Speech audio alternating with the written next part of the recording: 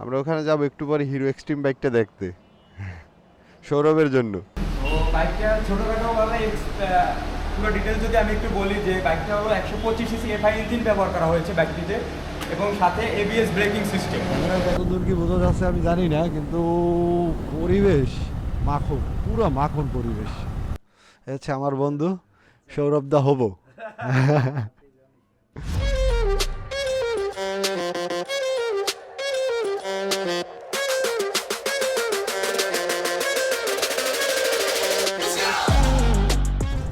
আসসালামু আলাইকুম এভরিওয়ান, কেমন আছেন সবাই? আশা করি সবাই ভালো আছেন। আমরা নজরুল সড়ক থেকে বের হয়ে যাচ্ছি সিএমবি 1 নম্বর ব্রিজ সুজুকি সার্ভিস সেন্টারে। সামনে রাইড করতেছে সৌরভ, আমি লিওন। তো সার্ভিস সেন্টারে গিয়ে বাইকের হ্যান্ডেলটা চেঞ্জ করতে হবে, আর পরে আর কি সামনেই হিরোর শোরুম। তো আমরা একটু যাব হিরো এক্সট্রিম বাইকটা দেখতে, প্ল্যান এরকম। তারপরে আর কি ঢাকায় যাওয়ার একটা প্ল্যান আছে, হয়তো বা ঢাকায় যাওয়া হতে পারে।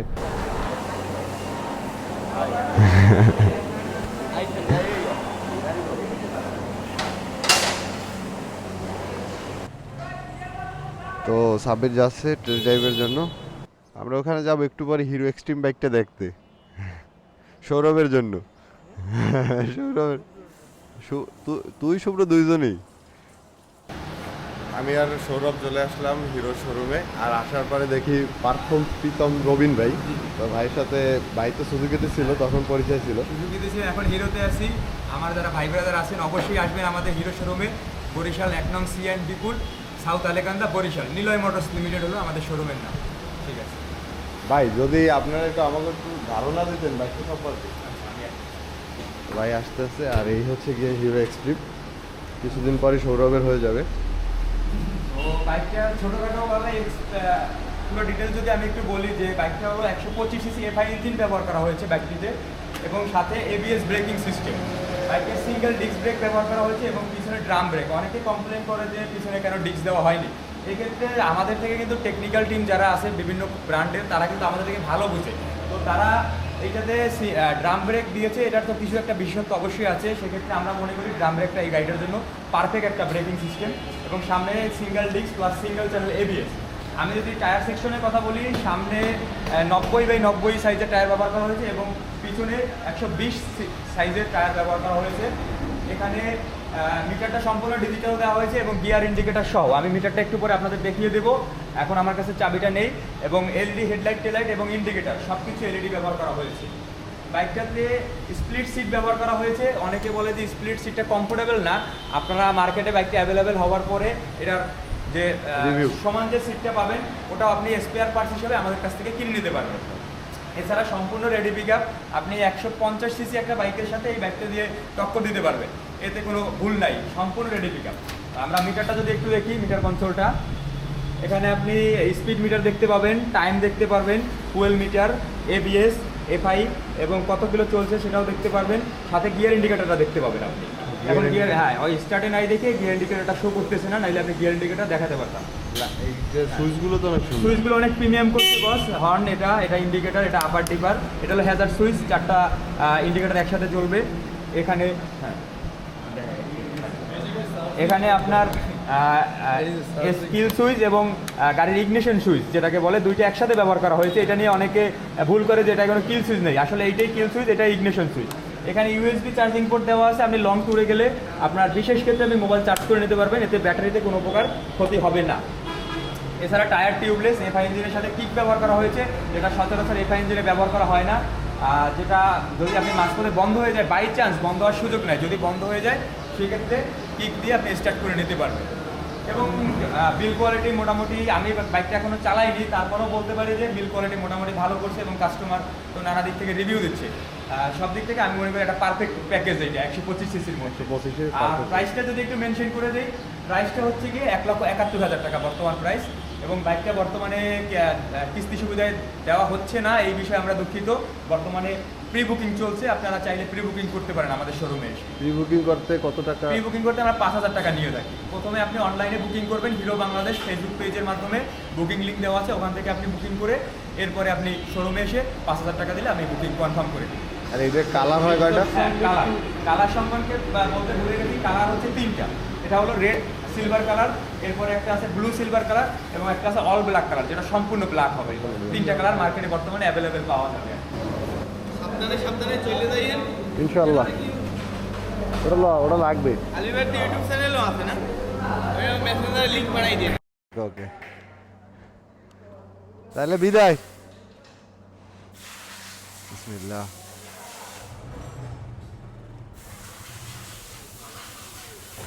তো ফাইনালি আমাদের বাইক সার্ভিস শেষ।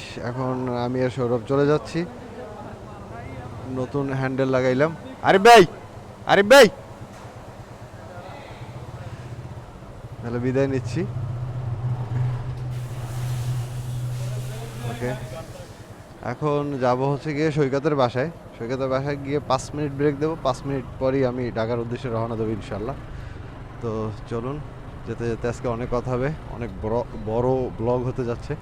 তো একটু ধৈর্য সহকারে দেখুন, ইনশাল্লাহ ভালো কিছু থাকবে।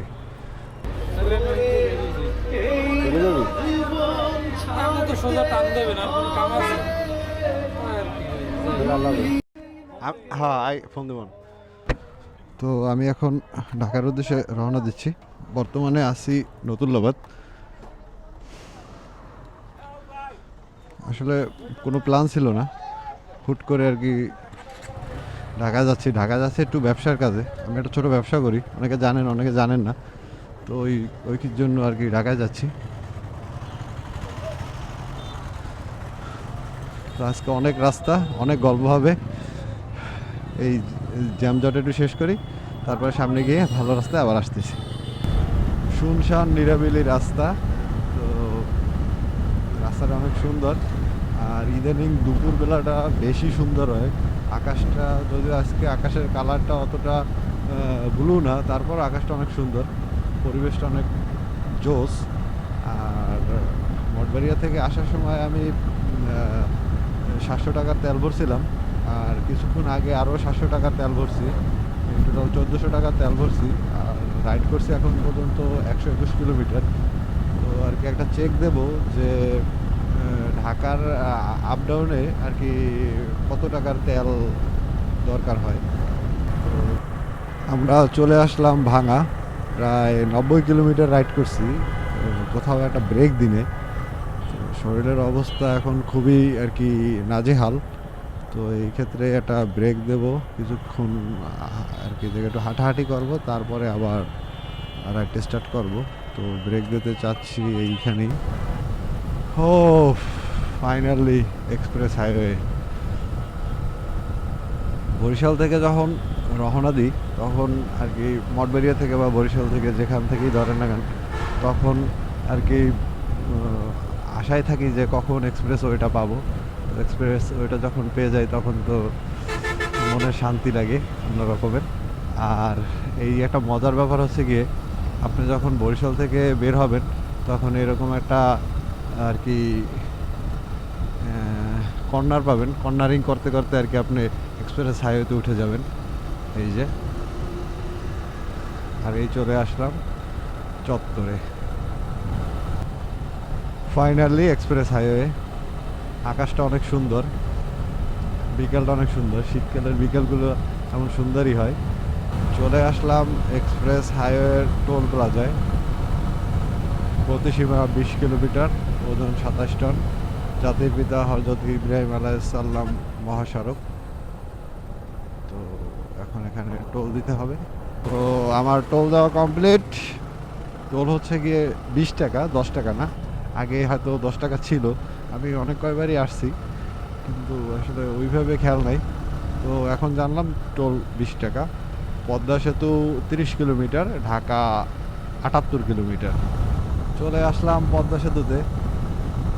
তো এই পদ্মা সেতু যখন উদ্বোধন হয়েছে তখন আমার একটা কাহিনী আছে। কাহিনীটা হচ্ছে গিয়ে, যখন প্রথম দিন উদ্বোধন করলো ওই দিন তো আর কোনো গাড়ি টাড়ি চলা সম্পূর্ণ নিষেধ ছিল। তারপরে পরের দিন থেকে আর কি সব কিছু উন্মুক্ত হবে। তো আমি আর কি ওই দিনই আমার মনের ভিতর খুব আর কি করতেছিল যে আমি একটু পদ্মা সেতুতে উঠবো। প্রথম উদ্বোধন হয়েছে ওই দিনই পদ্মা সেতুতে উঠবো। তো বাসায় বললাম তারা প্রথমে খুব রাগারাগি করছে যে কিসের জন্য কি দরকার। পরে আর কি আমার তো মনের ভিতরে খুব ইচ্ছা যে আমার পদ্মা সেতুতে উঠতেই হইবে। পরে আমার বন্ধু মেহেদিকে বললাম, মেহেদিও ইনস্ট্যান্ট রাজি হয়ে গেল যে চল যাই।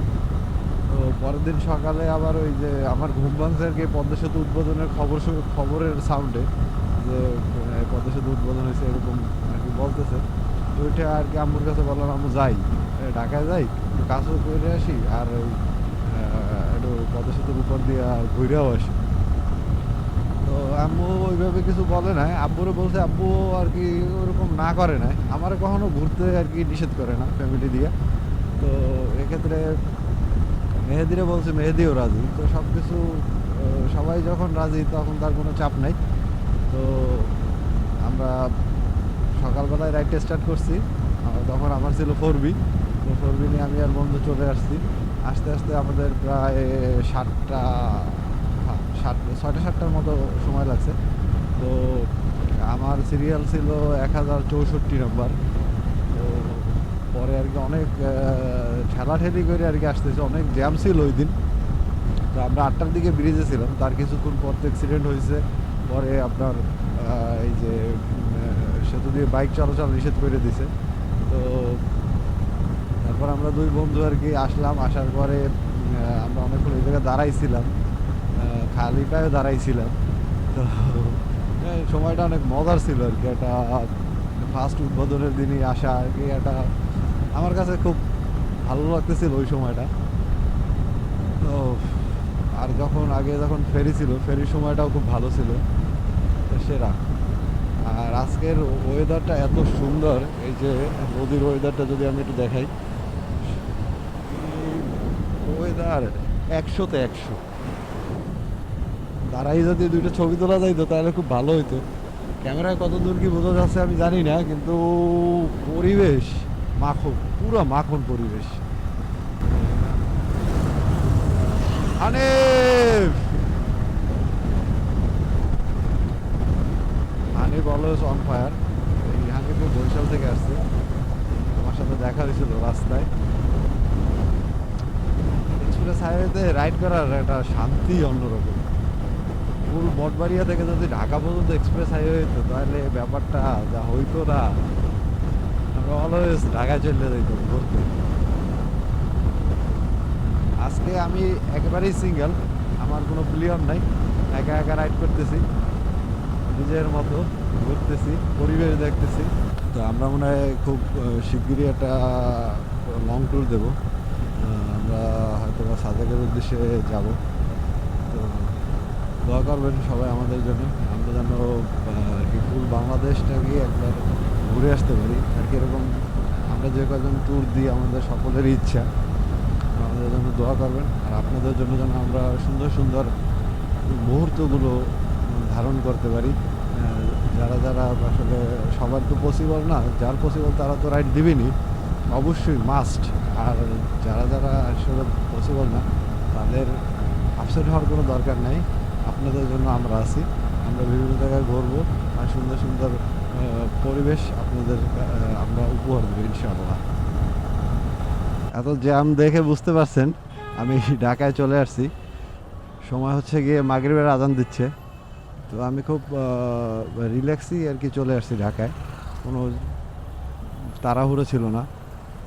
আর ঢাকায় আসলে আমি আমার ম্যাপ ইউজ করতে হয়, এই যে সামনে ফোনে ম্যাপ ওপেন করে দিছি, কারণ আমি অত ভালো আর কি প্লেস চিনি, কিন্তু ওই যে কীভাবে যাই ওই জায়গা আর কি অত ভালো আমার রপ্ত নেই, কারণ সচরাচর তো আমার বাইক নিয়ে ঢাকায় আসা হয় না, আসলেও এই ম্যাপের মাধ্যমে আমি চলে যাই। তো এখন যাব হচ্ছে গিয়ে চকবাজারে।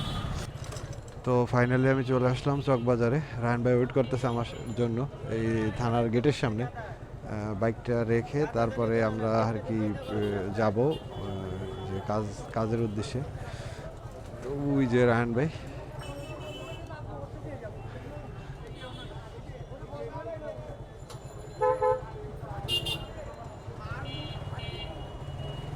এই যে চলে আসলাম। রায়হান ভাই, রায়হান ভাই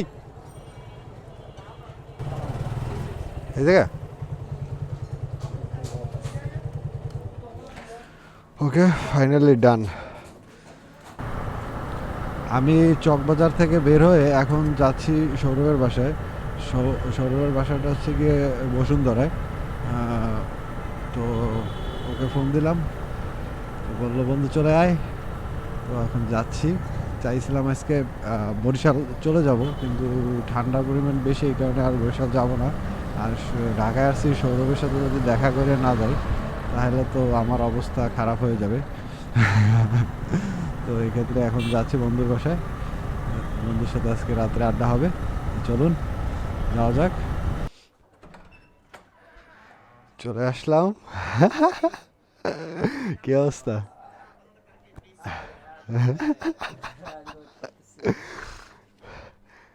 চলে এলাম মামা। এ হচ্ছে আমার বন্ধু সৌরভ দা হবো। ও সিরিয়াস জ্যাম ছিল। তো বন্ধুরা, কালকে রাত্রে আসার পরে আমরা আর ভিডিও করি নাই। আমি আর সৌরভ বন্ধু দুজনে অনেকক্ষণ আড্ডা দিয়ে খাওয়া দাওয়া করে ঘুমিয়ে পড়ছি। তো সকালবেলা আরেক ভাই আসছে বরিশালের, তৌকির ভাই। তো ভাইয়ের সাথে পরিচয় হলো।